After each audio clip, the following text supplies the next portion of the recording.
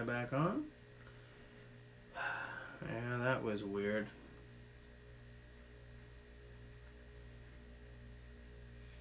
I don't know what was going on with that.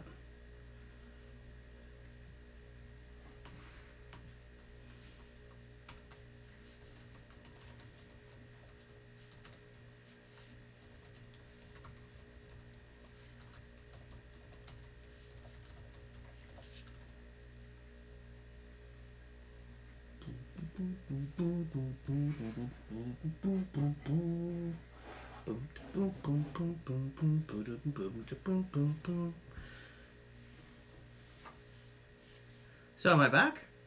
Am I back? What's...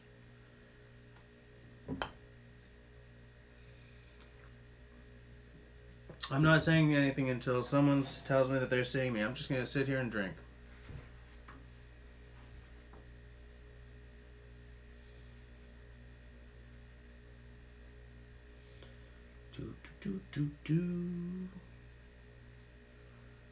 This is awkward. I am back online? Okay. Okay, good. Sweet. That was really weird. I lost everything, so I just went boop and restarted. But it's funny because here it says that there are 3 people watching. Hey, Waterman's Woods, how's it going, man? And then there on the phone it says there's nobody watching. So I was like, well, YouTube, get your stuff together.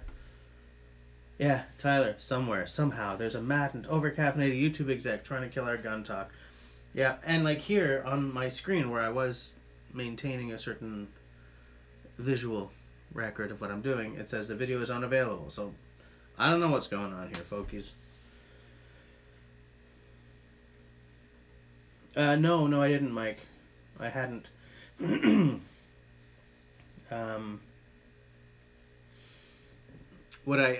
After a conversation I had with Mike Morton, it reminded me of something that I'd sort of thought about maybe doing at some point and then forgotten about. And it's like, what I'd like to do... No, I don't have a council tool yet. What I'd like to do is... Here's the backstory. These are getting really expensive. Like, unaffordable. Like, you may as well save up for an extra 3 months and get a Liam Hoffman kind of expensive. So I was thinking, what if I do a comparison of one of these against a comparable council tool? Like on the affordable end, because I've got 2,140 odd subscribers. Council tool ain't going to give me an axe. Right? So I have to buy one. So it has to be something on like their standard line, so it's affordable as hell. And do like, because this axe right now is, Mike, what did I tell you this costs right now? It's like hold on.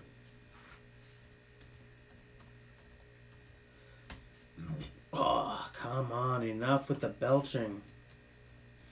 Gränsfors. Okay, Lee Valley, how much does a Gränsfors axe cost? Small forest axe, yeah. Okay. 185 perfectly good Canadian dollars for a small forest axe. Ugh. When I bought this, it was 165. So 185 seems really high to me. Okay. I mean, it's a great axe. But I was thinking of doing like a video comparison of like an increasingly expensive Swedish axe, this one, versus a comparable. I'm having an English-French thing here. Versus a similar capabilities council tool, you know, Euro versus American kind of thing, expensive versus affordable. My original idea way back in the day was to get one of these and do it with that, right? This is a Scandinavian forest axe. This one's a Wetterlings. But here's the thing. I don't want to do that because you can't get these anymore. And I don't want to do a video comparing an axe you can't get with one you can. And I don't have a Gränsfors one of these. And a Gränsfors one of these costs I don't know because it's not here. $194. So I can't really afford to buy one of these and a council tool to do a comparison, you know? If I already had the council tool, of course I'd buy the 4-stack. But that, man, like $195, it's like it's getting kind of whacked, you know? So yeah, that was my, wait, where's my live dashboard? I want to make sure I'm not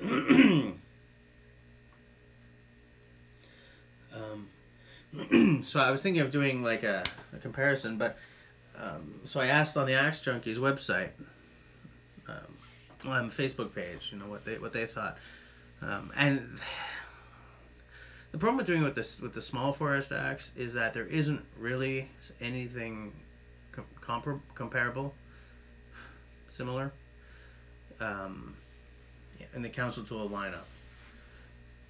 But maybe it doesn't have to be absolutely similar. Maybe it can be a heavier axe or something. So long as like the length is within a couple of inches. So long as we're not comparing like a 1.5 pound axe to a 4 pound axe. Do you know what I'm saying? But like I have never paid any attention to the council tool offerings. Like I keep seeing the velvet cuts and thinking, well, if I'm spending that money, I'm buying a Grand Swish. Because like many people who do this bushcrafty thing, I never really look past Sweden when it comes to axes, unless I'm dreaming about like a Liam Hoffman or a Northman or something, you know.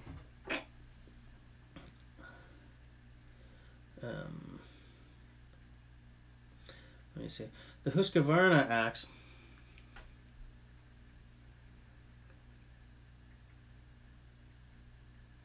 Do they make something in the same? I think they probably do, eh? But then I'm doing 2 Swedish axes, right? An expensive one versus an affordable one.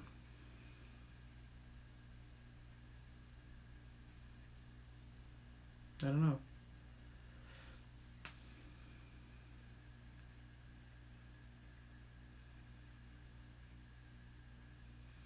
I don't know. I don't know. What do you guys think?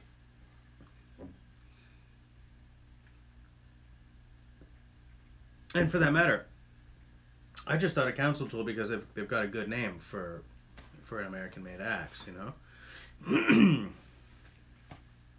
You know, and it seems that they're sort of as close to a desirable,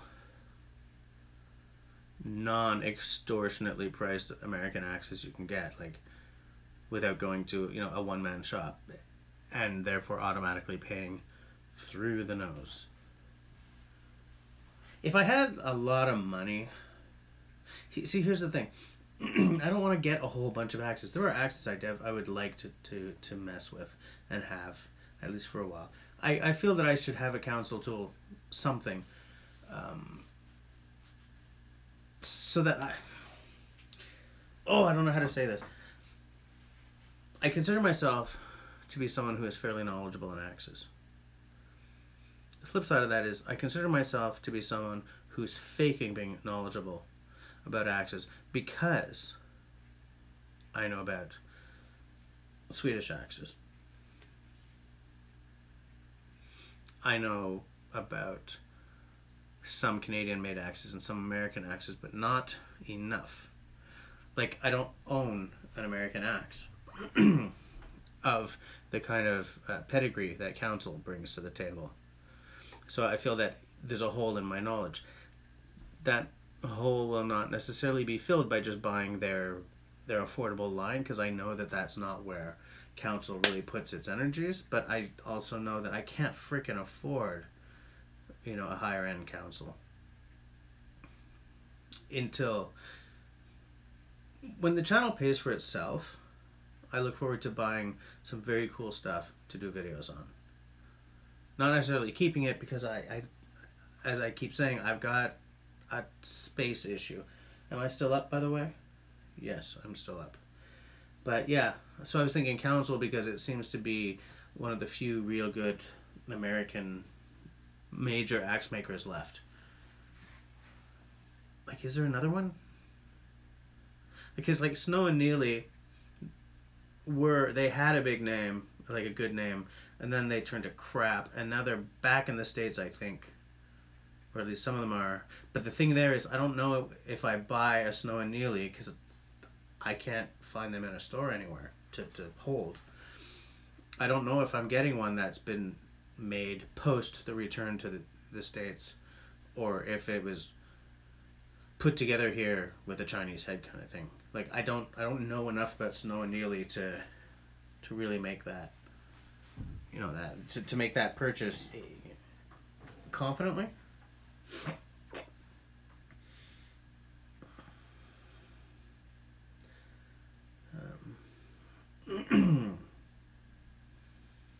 Let me see. Okay. Does Holtzbrook still manufacture Husqvarnas? I know at one point Wetterlings was making the Husqvarnas.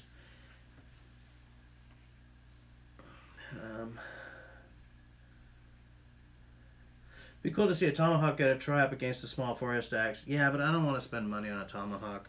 That's the thing. Like, I have no interest in hawks.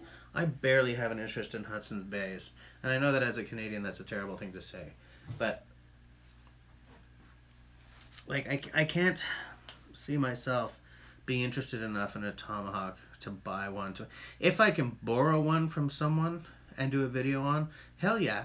Because I'm definitely curious about what they can do, you know? But I don't want to start adding, you know, axes to the toolkit that I don't really want. Because I don't want to turn into a collector. Yeah.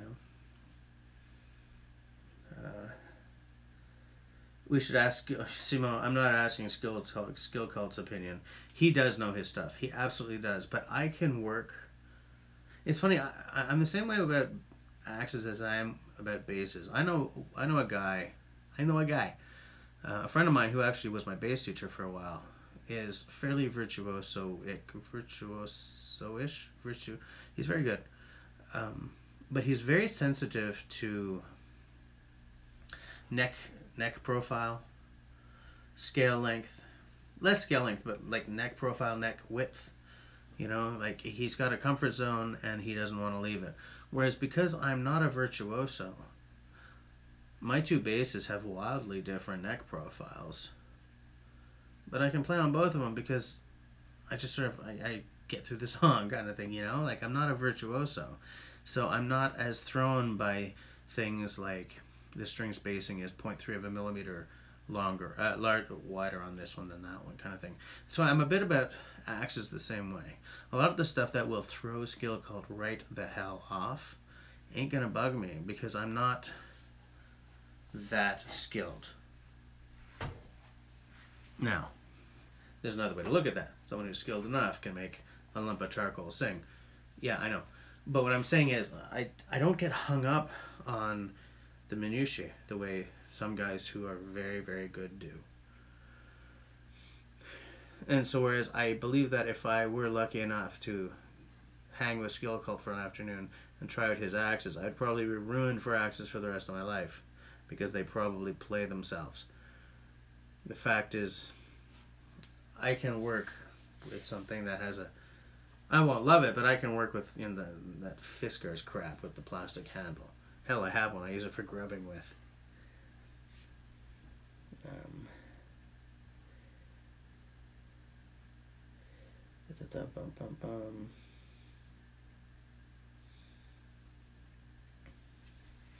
Simo is not convinced about the Velvet Cat.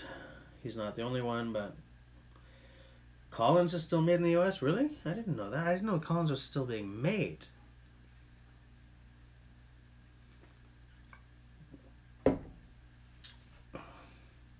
Yeah, the thing is, Michael, Trooper are big box store axes. I don't know about marbles. I know marbles are affordable. But I know that they used to be very, very good, but I don't know.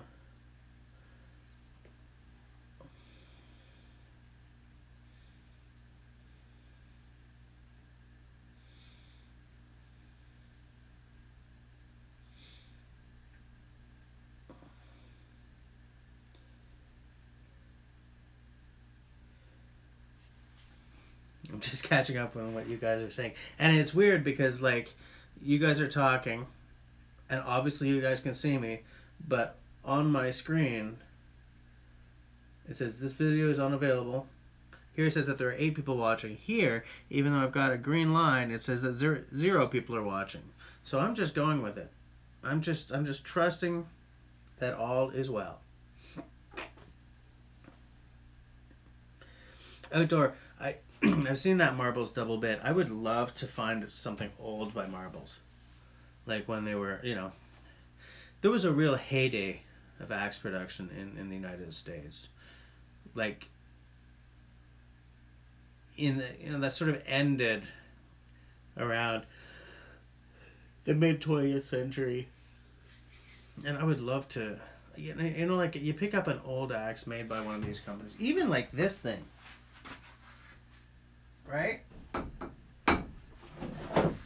There's literally no reason why a Norland should command the price it does, right? Because they were nothing special. They came in blister packs. Norland exists because Canadian Tire went to an American axe manufacturer and said, make us an axe. And what you ended up with was Norland. They weren't any better made than the other axes of the time. And there's no reason why they should cost what they do.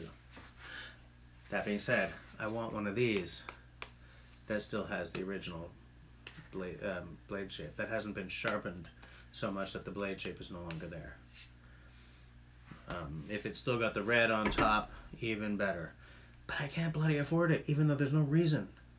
There's no reason why Norland should. It's like buying a Fender bass from 1963 that's still all original. You're throwing 20 grand down on a bass that when it was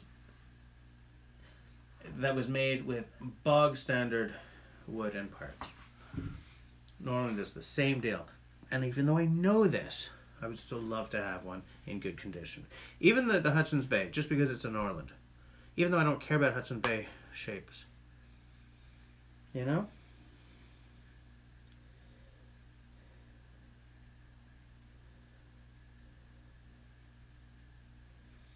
But yeah, so the thing is, even though like Norland is not as old as like, you know, the Marbles in the heyday and this and that, you know. But when I look at an axe that was made in the axe making heyday in North America, so like any of these Walters is here, right?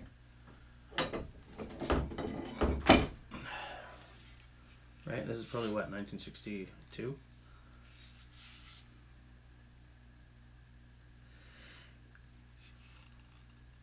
I look at this and it's not just an axe the way a Trooper is. I mean, because I have a I think I have a Trooper Mall out in the garage somewhere. It's terrible. This is not just an axe like that. This is a document of a certain time in axe making when the bog standard axe was made really well. Everything about this axe says, you can't get me anymore. Look at that. This is the best damn axe helve I have ever touched. And when I redid this axe, I did everything I could to not waste that helve.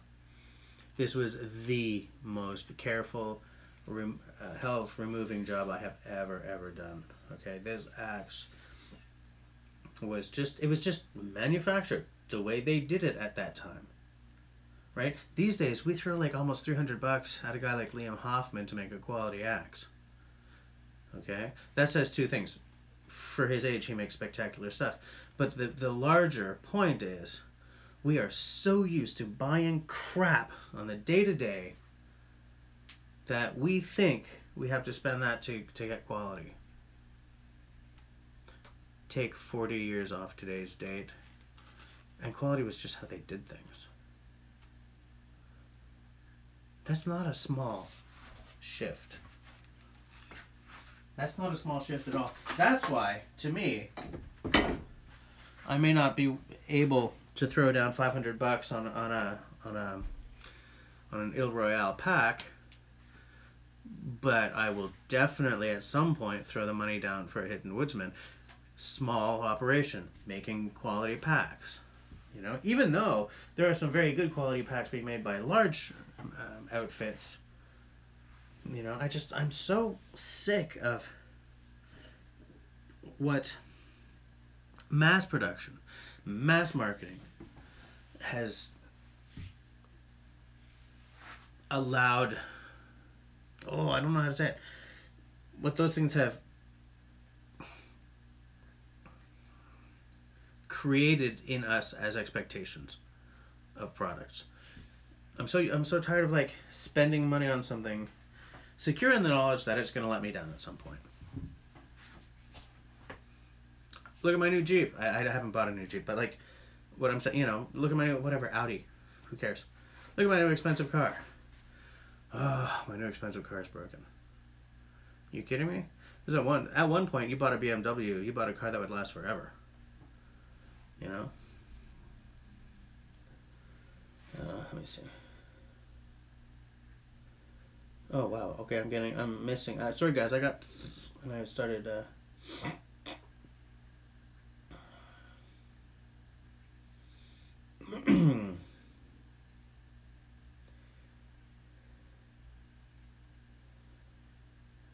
You guys are funny about the burping.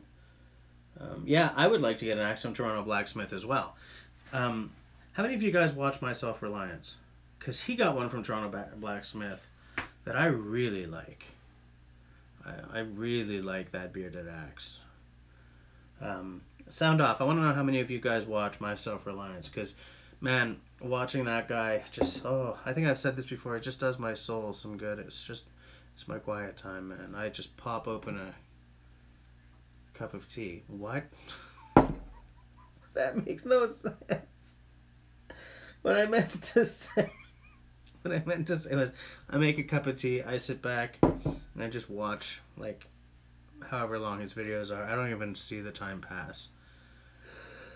But he recently got one made for him by Toronto Blacksmith that I really like the looks of. I don't think I could afford it, but it's a really cool looking axe.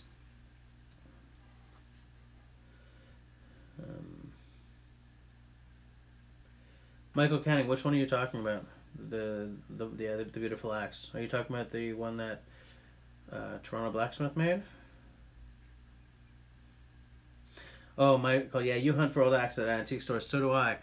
It's not as good around Montreal as it is in, like, say, Maine or whatever, but I do keep an eye out as much as I can because for two reasons.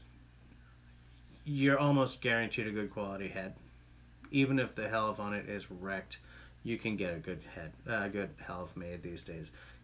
Sometimes, if you're lucky, you'll get something good at house handle, but I mean, there are handle makers out there who are making good stuff. So I like finding a nice vintage head and putting something on. For the same reason as I was talking about the Walters there. At one point, if you made something, you made it good. You know?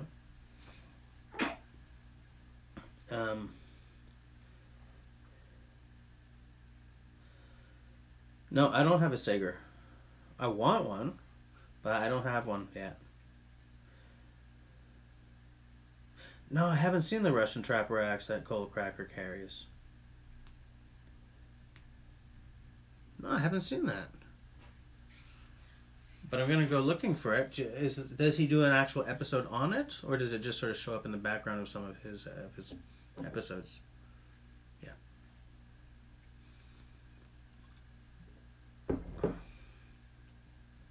Outdoor, you and Simo, I'm not gonna let you guys talk to each other anymore. You, one corner, Simo, other corner, boom, done. But yeah, okay, I'm gonna go and take a look back at Cold Cracker. See if I can find that axe.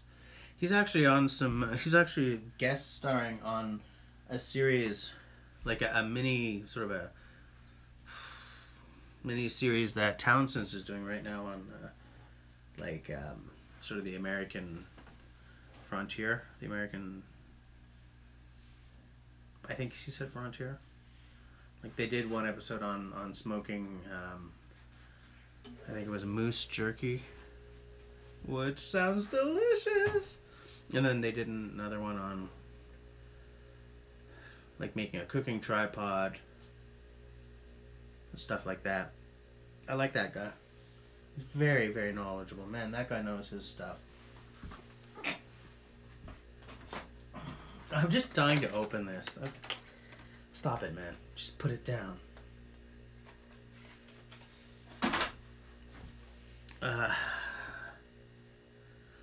Mike Morton. One thing that I did mention to the guys, I'm not sure. Well, you've been watching my Instagram, so you know that I've been sort of, you know, using this for like shavings and batoning and wood fire starting, and then I've been slicing like strawberries and stuff with it. Interestingly, I just received another one of these today. What's been happening is some guys who are trying to help me out with the Amazon affiliate program, like they've been like, if you PayPal me the money, I'll buy one of these and then I'll just mail it to you. So I've been like, yep. Because the thing is, what Amazon does is they keep tabs on how many sales you make through your links, and if you don't make it worth their while, you get kicked out of the program. And so, whereas I'm not expecting to make a lot of money, I just don't want to lose the affiliate-ness. I'm doing good on the Canadian one. The American one is not working out so well. I'm probably going to lose that. It's I think like three sales every 180 days or something, you know. And I mean, if I had a channel with 100,000 subs, it would be no problem. But you know, I mean, I'm growing. I'm bigger than I was last week. But you know, I set up all this stuff for the future rather than any expectation right now. So, I mean, I may end up doing giveaways of these at some point because I'm going to end up with, you know, some of them. But as I said, like, it's almost Mora level value for money, this thing. It's not quite, because the Moras are made, you know, in Mora, whereas this is made in Taiwan. German steel. There's nothing wrong with the steel. In fact, I don't remember, was it 5119? I don't remember what the number is. It's not a bad steel, you know. But for the price, it doesn't have, it's not made in Europe, and it doesn't have, like, the attention to, like, the handle engineering that Moras do. Like, it's got the shape, well, except that Groman did all the work on the design, right? You know, it's got the shape and everything, but it's not like a, like, no, that's $100 more. Come on, Jess. Well, even this is more than an $18 knife. Come on, I gotta make my point, folks. Alright, ignore the blade shape on this. Okay, but it's a Mora. For the price, right? Because this is a very comparable price to this knife. What you get from the Mora is, you can get this handle wet and it's still not going to slip out of your hands too badly, right? It's slightly rubberized. It's really, really well. I just got an email from Jaegerheim saying he's sorry he can't be here. These are unbeatable, okay? The Moras are unbeatable for the price. Unbeatable. I don't know if they're unbeatable at the $100 level. You know, I'm liking this knife, but at the $100 level, 100 and whatever it is, there's a lot of competition. Whereas at this level, man, you can't beat them. You can't beat them. For someone who was so Mora averse for so long, I'm like, I was a dummy, man. This is, you can't beat them. You just can't. For 18 bucks Canadian, this is a damn good knife. Not Mora level, because they just, you don't get the same engineering in the plastic. But for 18 bucks, it's a really good knife. You know, put that back where it's supposed to be.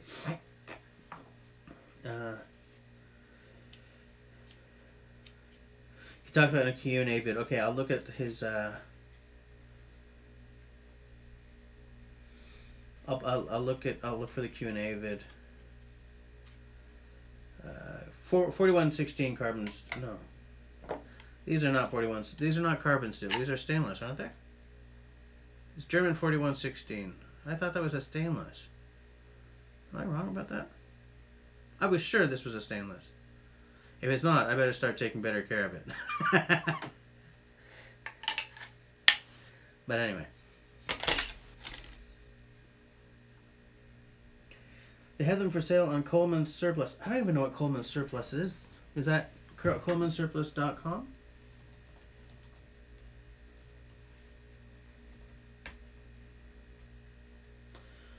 Coleman's Surplus. Coleman's Military Surplus and Army Surplus Store. Oh, I should not be opening this. Oh, damn you, man. Are you about to get me left? Vintage Russian Military Camp X. $29.95 US.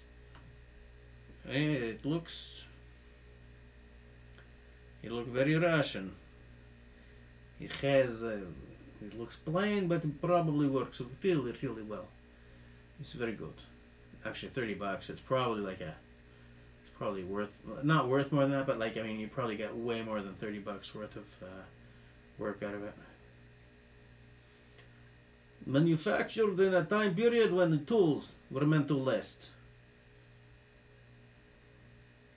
Weird shape, though. I'm going to show you, folkies. Please, hold on. I show you. I show to you some axe. I just unplugged the computer. The computer.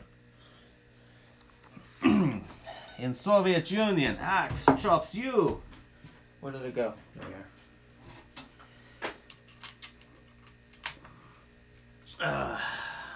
Interesting. Well, it's like the handle looks almost too long for the head shape. But you know, it's funny because there are so many things that I think shouldn't work just going by the looks, and they really, really do. Hello.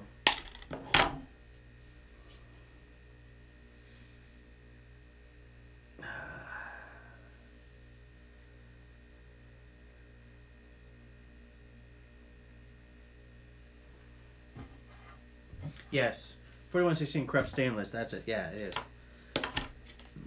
Excuse me. Is this one carbon? Yeah, this is carbon. Carbon. I like carbon. But I have two. These are my two first stainless knives, aside from a Victorinox I used to have, and they're both really not letting me down. Especially this, because I had always thought that you can't get a good spark off a stainless blade, and this knife is absolutely proving that wrong. It's a cool knife. Shouldn't have bought it because of, you know, the money, but I'm glad I bought it because it's a good knife. But do you guys know what I'm saying? Like, once you get into this price point, it becomes a lot harder to say more is an unconditional win. You know what I'm saying? Because there's a lot of cool stuff at around $100.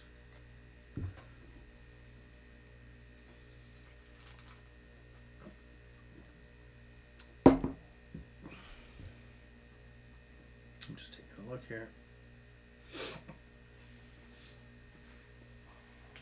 There we go. Ow. I'm getting too old to be sitting down in this dank, dark basement. Am I still online? Yes, I think I am. It's weird. It still says nobody watching. It still says this video is unavailable, but here it says there are 5 people watching. Hey, that means who left, man? It means 2 people left without saying bye? What's up with that? That's rude. That's rude.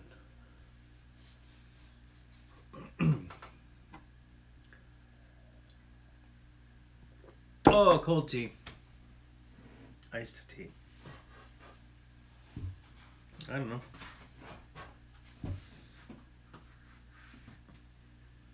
Yeah, I'll throw that out to you guys. At $100 $104, whatever this Mora cost. At the $100-ish mark, what do you guys think? I should probably put this into an actual video, but you guys are right here. So what do you think, in your opinion, at $100 is the best knife you've ever bought? Or you think you've heard of, you know what I'm saying? At around $100, what do you think is the best buy? Because, you know, now that I've said that at around $100, there's a lot more competition, and then I've suddenly blanked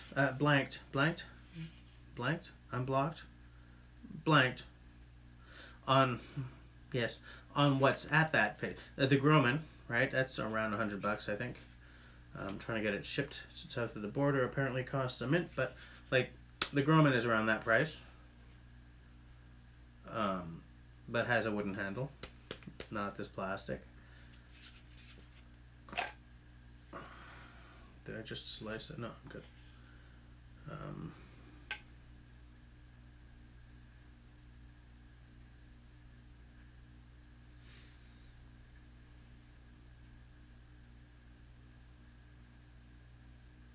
It's funny how a knife can have such a familiar blade shape and feel so unfamiliar.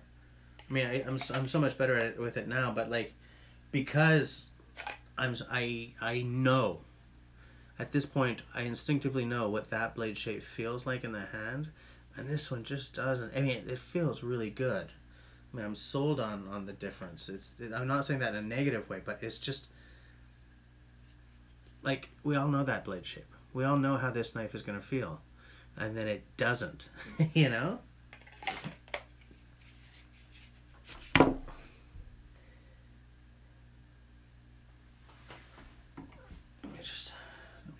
Refreshing. Thing is, I tried refreshing the page, and it didn't work. Oh yeah, okay. This time it did. Yeah, Mike Morton says that for $100, this is probably the pinnacle for him, and you know.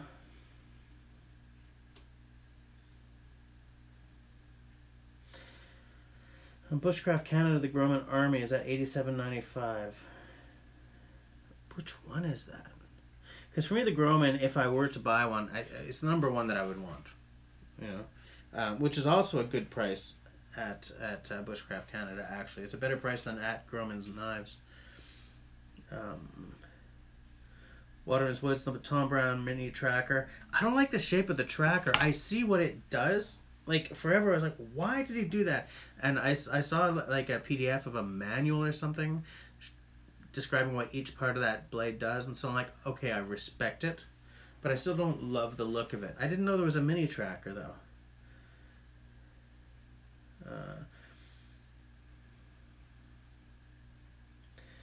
Michael Canning, favorite axe head type. I like the Swedish ones the best, I think.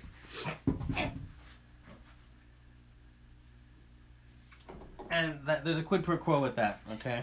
I like the Swedish head shapes the best because they're the ones I have the most experience with. I know exactly what to do with that head shape. I know the balance I'm going to get.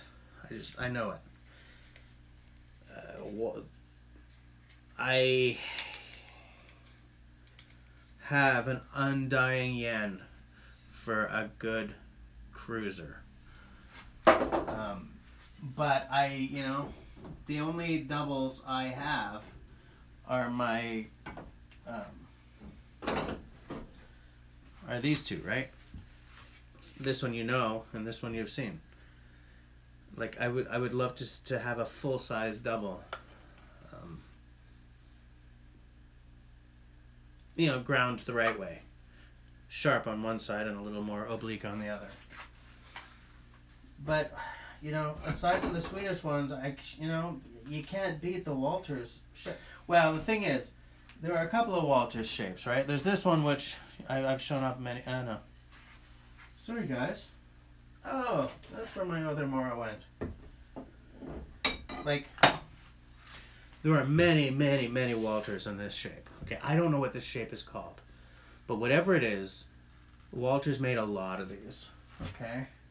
Or very, very slight variations on it, right? These are both essentially the same blade shape. Axe head shape, sorry. even this little hatchet, this little Walters Black Diamond, by the way, it's not really the same. Actually, never mind. No, I thought it was more similar than it is. Never mind. But, I mean, they also made a bunch like this as well.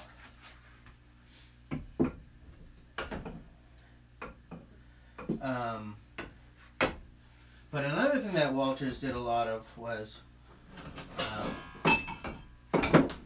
Montreal patterns, right? Which are very similar to whatever German pattern. Actually, this one is the German. This one's not a Montreal. I don't think. But they're very, very similar. This is not a pattern that I'm passionate about. I am passionate about getting this one up and going, though. It's a good heavy pattern. I see some of the reasons for it, but for me, my favorite patterns happen on 2 levels. Love the look, and I've used it a lot, and I know how it feels. You know?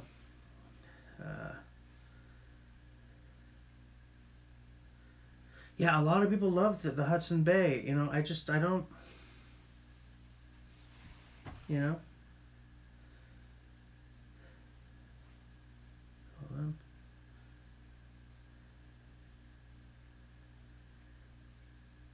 Yeah, the thing is, I think because I've never had a Hudson's Bay, I don't know what the magic is with it, you know? It just seems to me that there's... Well, here's the thing, okay? Because you can poke holes in what I'm about to say. It feels to me that there's too much of a difference between where the strength is and then where the blade is. Do you know what I'm saying? Like, it doesn't... One of the reasons I like the Swedish style so much is because, you know, with the lugs, there's a real solid, like, man, boom, it's on. You know, and there's a lot of strength there. Whereas with... Same problem I have with tomahawks. It's like there isn't enough contact between the head and the haft to me. And Hudson's Bay, same deal. But then here I am loving that Toronto Blacksmith bearded axe. You know, I like bearded axes. I like bearded axes because you can get right up and like carve, right? Check this out. This isn't even really a beard. Well, yeah, it's a bearded axe. Come on. Come on, Jess. It's bearded enough. Bearded enough for what we're talking about. Right? Right up in there. Hold on.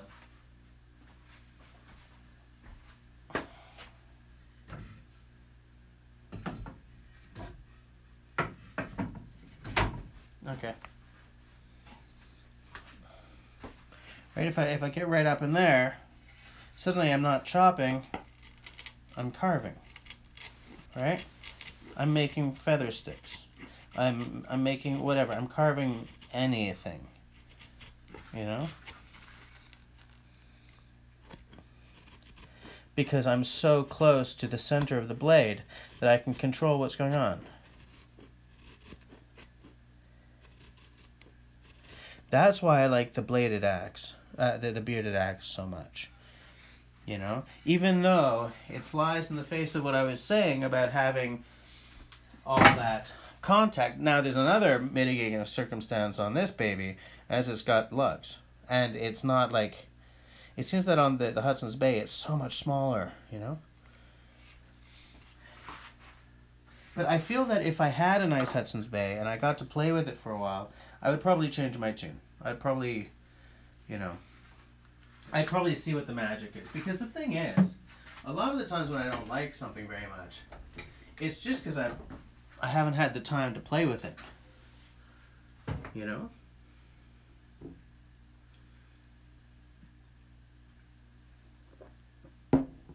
Hold on.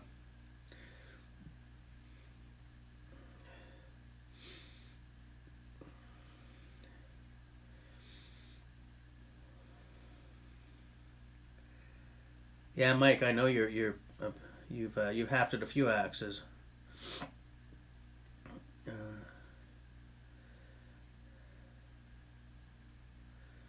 Let me see. LT US dollars. The price were Canadian. Yours is $88 Canadian. I'm missing everything. and just I'm never gonna get to scroll back. It's 10 minutes to closing. But anyway, whatever. I'm just gonna. Everyone was respectful. Everyone was nice, right? Okay, good.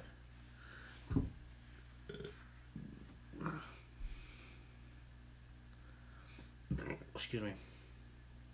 Yeah, it's funny. What's a knife around 100? Thing is, knives can get expensive really fast.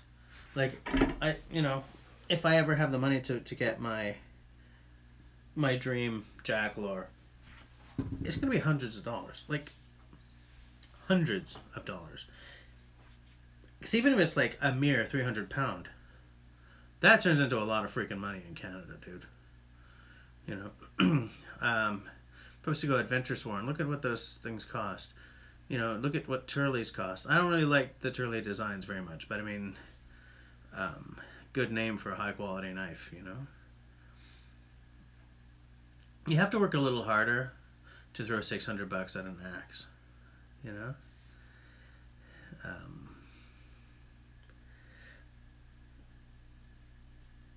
I was going somewhere with this and I've completely lost it. Oh yeah, so like, I'm trying to think of knives that I want. And I'm trying to think of knives that I want that are like $100, and I'm having a hard time coming up with one, you know.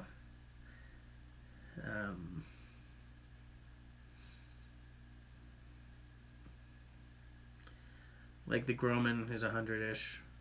The Basecamp X take on the Groman Canadian belt knife, I think is $125 Canadian.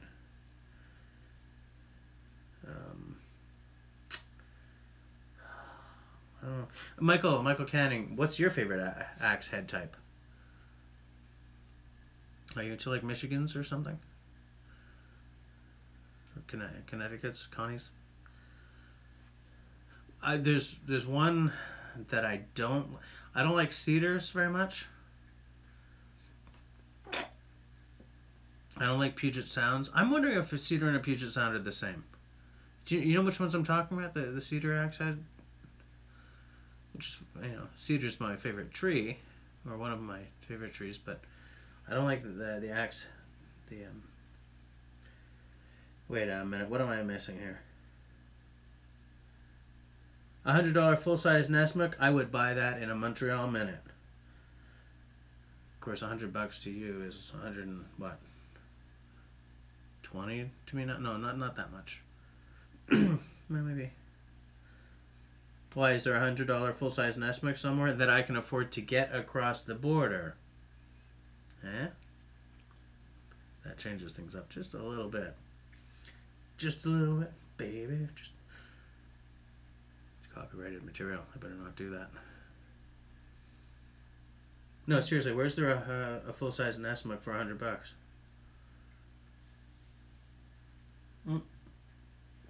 End of my very complex tasting beer.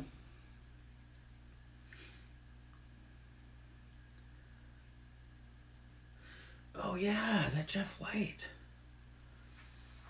Right, that was $55, and the shipping was, yeah, so that turns into $100. Yeah, that's a $100 knife. Ouch. Yeah, I kind of want to buy one of those. Because then I can sort of put them through a page, like do a video on it, and I didn't spend $300 on it.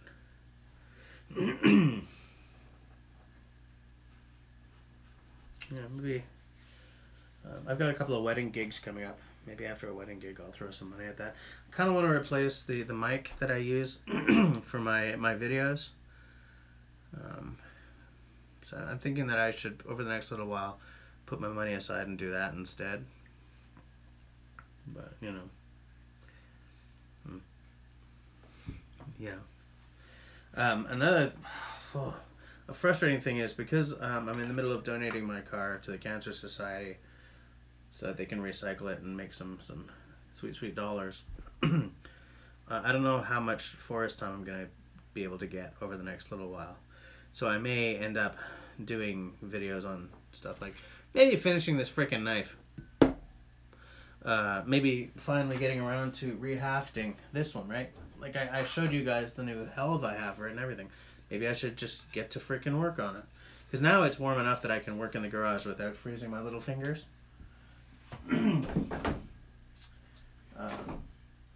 If we take a family trip out to Oka, I will do the video on this one that I've been meaning to do.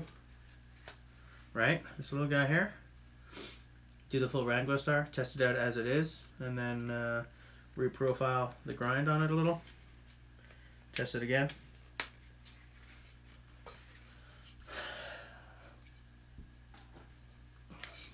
This is not the way you should make a belt loop. I don't like that. But this is a very, very, very affordable axe.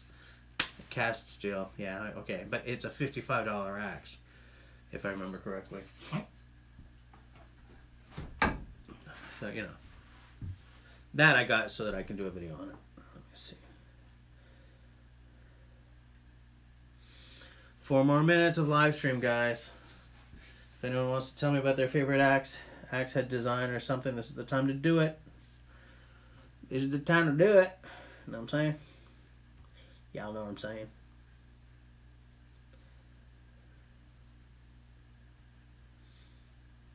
Let me just take a look.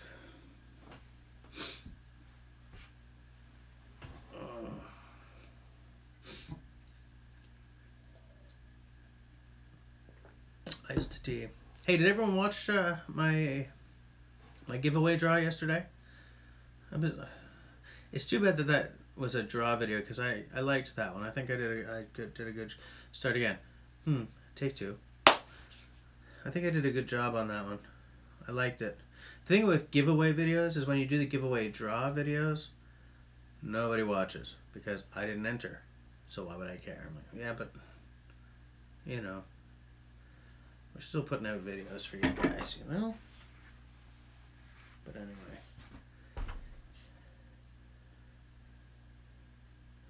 Let me see. Hey, Austin's Corner's here. Oh. Austin, you're showing up right at the end. Hamish R. Also one. Okay, tell you what. I'll go a little later tonight just so that these guys, you know. Wait, you love a Victorinox axe? I didn't even... Hamish, oh man, really? I didn't even know Victorinox. Oh, yeah. Wait, let me make sure. Products. Knives.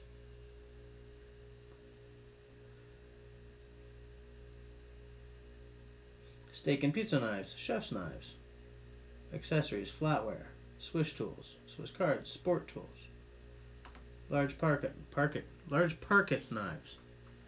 That is the way we say that now, okay?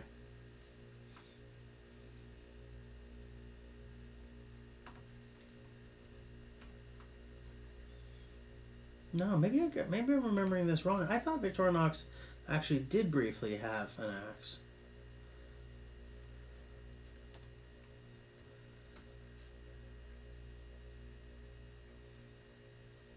No, I guess I'm wrong. Weird, I really thought that, like, they briefly had something, but... I guess I'm wrong. Live dashboard. Where are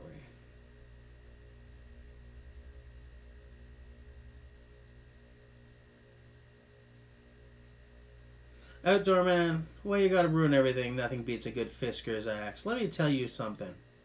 Mr. Outdoor Dauber, Mr. Dauber of the outdoors, Mr.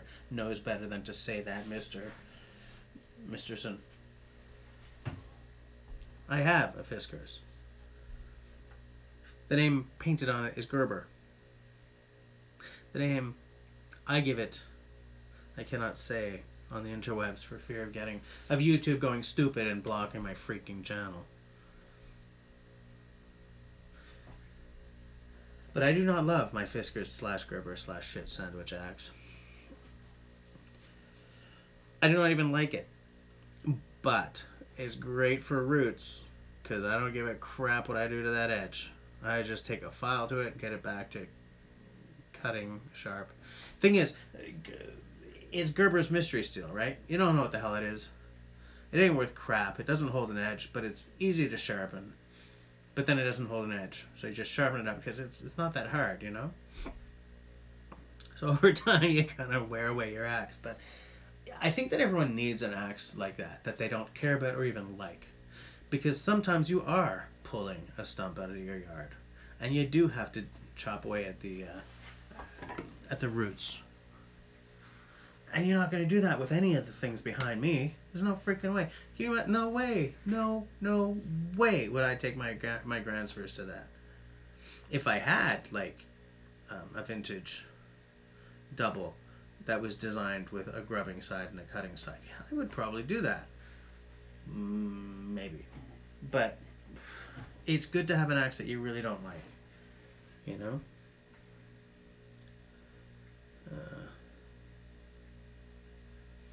Hold on.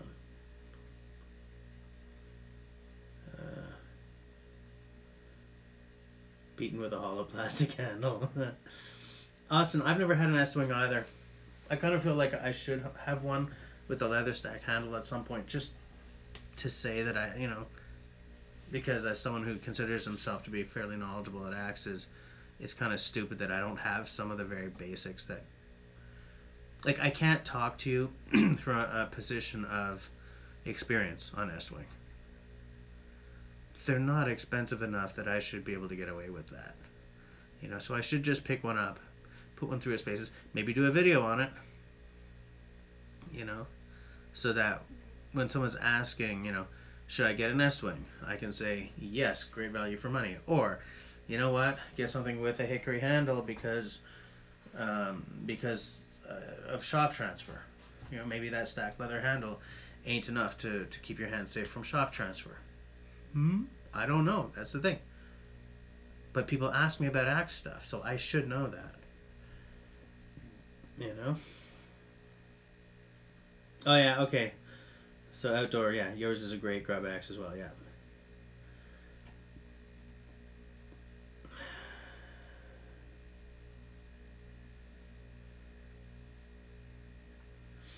All right, see you, Michael. Oh, Austin's, yeah, the dried up leather stacked handle. Thing is, like, if I had one, I would want to take care of that handle, because I don't want to have to take the pommel off to redo that stacked handle. Like, that's the thing when you see these tools that have just sort of sat in the corner for decades, and the handle's gotten all dried up and shriveled, and it's like, oh man, can we bring that back? Or is that really, you know, do you have to take it all apart just to fix it? You know, it's like, God, just take care of your tools, man.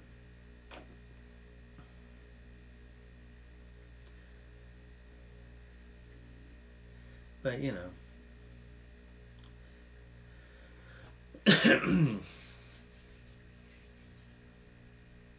And that's the thing. I don't know if the leather's enough to keep, you know, to keep from transferring shock to your hand. Because I'm really, you know, I don't want to... If something becomes painful to use after a certain amount of time, I don't want to use it, you know?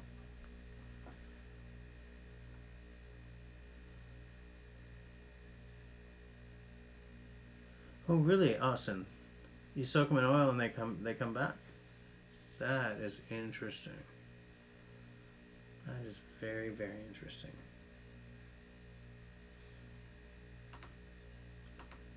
Let me close some of these windows here, because I just, man, I'm getting... How do we...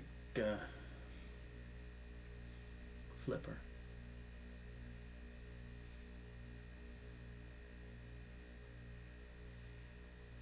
I'm just taking a look at those Rika knives. Close. Tornox close. Penguin close. Lee Valley close. I hate closing the Lee Valley window, but it's so much better for my wallet when I do. Close, close, close. Alright. Okay. I was just, because I was getting lost in all these windows, because like someone would bring something up and I would like look at it. Oh, Coleman surplus.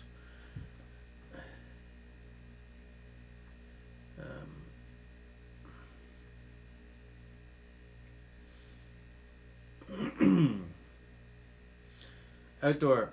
Okay, good. You got some more BLO on your knife. Good. I want to see some pictures of that thing once you've got it really nice and oiled. Water and what's up with those small double bit hatchets?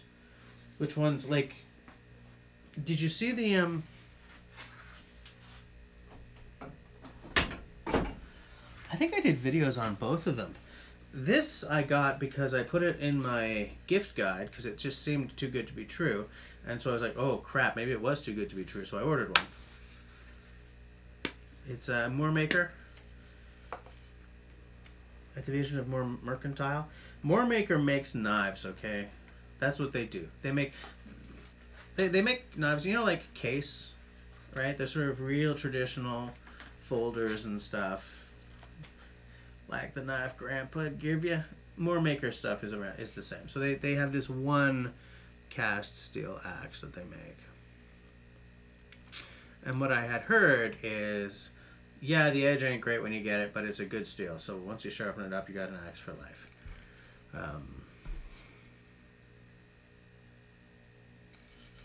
So I did a couple of videos on this.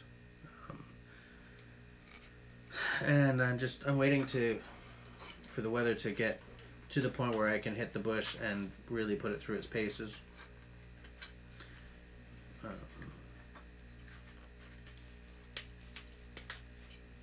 I'm gonna put that one back, and this one I think I did a video on this one. It's a Norland, but it's been ground away to the point where it's lost some of the original shape. So it's not my be all Norland, my be all end all Norland. It was very affordable, quote unquote, because it's like, especially on this side, it's lost some of the shape. You know. I think I did a video on this. That's not the original handle.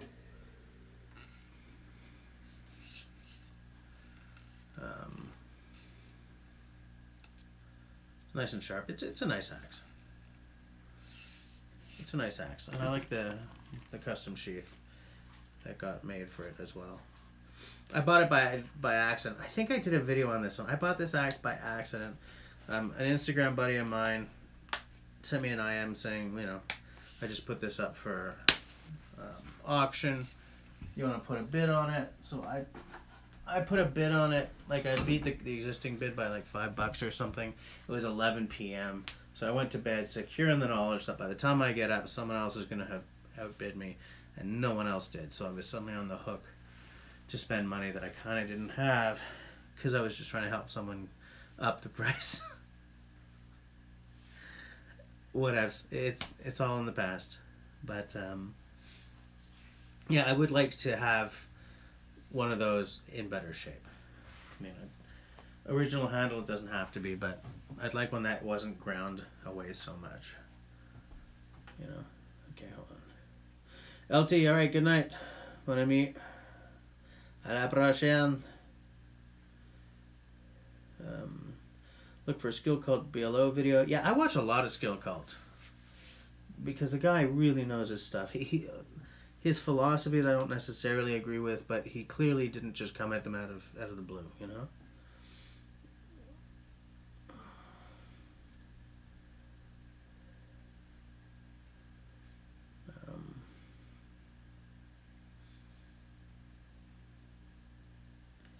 Gator Machete Pro, yeah, I know that. Yeah.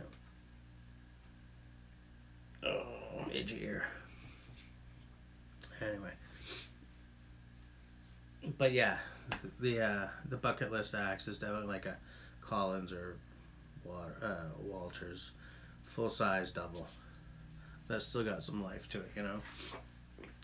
It's funny, a double that came up earlier in this conversation was the Velvet Cut one by Council. I was talking about Council because I'd like to get an affordable Council to do a compare and contrast video with my small forest axe, even though Council doesn't really do anything that's a direct competitor. But someone had mentioned that little double that they've got, that little saddle cruiser.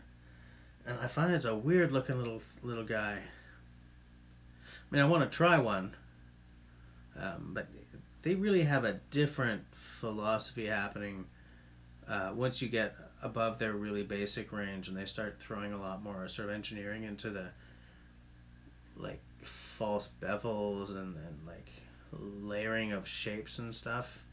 Like I'm thinking, is it their Woodsman line? Is that the name of it? You know, it seems like they've got. I don't know how to explain this. Weeder fan, Kyle Noseworthy out there in Newfoundland. He just did a video because he's suddenly a Council Tool ambassador. And so he's got a couple of them that are exactly what I'm talking about. They've got like this real weird philosophy of design happening with their head shapes. But that makes me want to know how they are in action, because I feel that it's like, well, this will go better if we do that. Like phantom bevels, right? There's a reason for those. Your axe doesn't get stuck or blah or blah or blah. And so whenever I see a head like that, not like that, what was that weird Finnish axe, you know, that had that kind of weird shape to it? It was like this, that was like all over the Facebooks for a while, and the design of it makes it flick. You know, as ugly as sin, Costa mint, red painted head. The hell was it called? Like, you know, those. There's a major difference between a solution in search of a problem and tweaking a design to get better performance out of it. And I feel that those Council Tools, weird as they may look, are probably designed that way for a very good purpose. Is not a word. Purpose. Let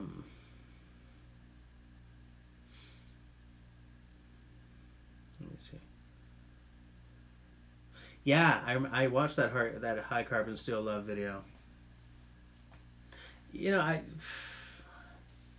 it's the kind of thing, if I had the money, I would try one out. You know? But I think they have a non-velvet cut version of that too, don't they? Like, the only real thing that velvet cut gets you, if I'm remembering correctly, is a slightly higher grade of steel. Am I wrong about that? Am I wrong about that? I don't know. I don't remember.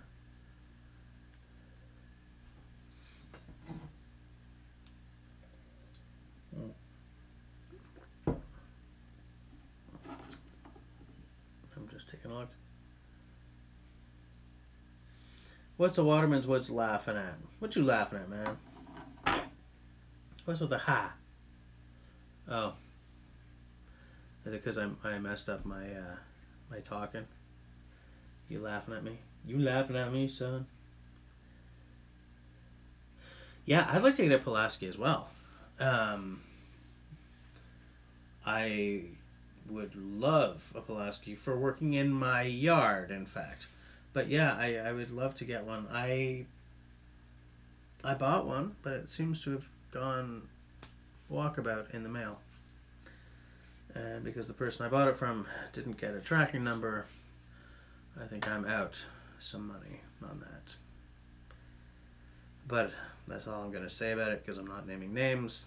I'm not going into it, because I think that he sent it. Right? It's not his fault. You know, I've bought axes from him before. I've got a bunch of them right there. But anyways, makes me sad. It makes me all sad to see. Gives me the feels. I hate it when something disappears in the mail, because there is literally nothing you can do. There's no one you can get in trouble over it. There's no one you can even complain to about it. You can call up Canada Post and say, this got lost in the mail. Did you get a tracking number? No. Then there's not much I can do for you. Well, fuck you, dude. Sorry. On that note,